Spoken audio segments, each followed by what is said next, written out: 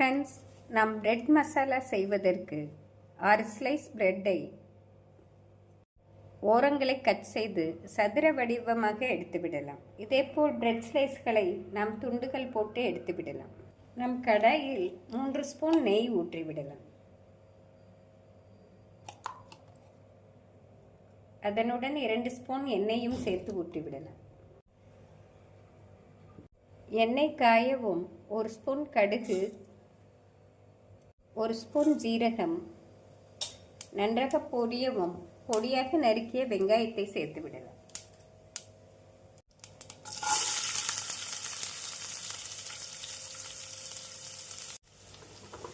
வெங்காயத்தை நாம் பொன்னிறமாக வதக்க வேண்டும். வெங்காயத்துடன் சேர்த்து கறிவேப்பிலை, பொடியாக நறுக்கிய பச்சை மிளகாய், நாம் இப்பொழுது தேவையான அளவு தூள் உப்பு சேர்த்து விடலாம். நாம் பிரெட், முட்டை, வெங்காயம் அனைத்திற்கும் தேவையான தூள் உப்பை சேர்த்து விடலாம். இதனுடன் 1 ஸ்பூன் இஞ்சி பூண்டு விழுது சேர்த்து விடலாம். இஞ்சி பூண்டு விழுது சேர்த்து பச்சை வாடை போகும் வரை நன்றாக வதக்கிய பின்னர் தக்காளி பழத்தை சேர்த்து விடலாம்.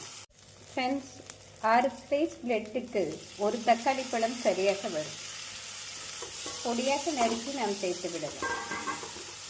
தக்காளி 1 நிமிடம் நன்றாக வதங்கவும் நாம் 1 ஸ்பூன் குழம்பு மிளகாய் பொடி, 1 ஸ்பூன் கரம் மசாலா பொடி சேர்த்து விடலாம்.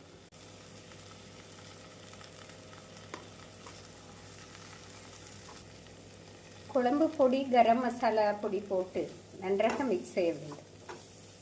மசாலா பொடி வெங்காயம் தக்காளியுடன் நன்றாக மிக்ஸ் ஆகவும் இதனுடன் 2 முட்டையை நாம் சேர்த்து விடலாம்.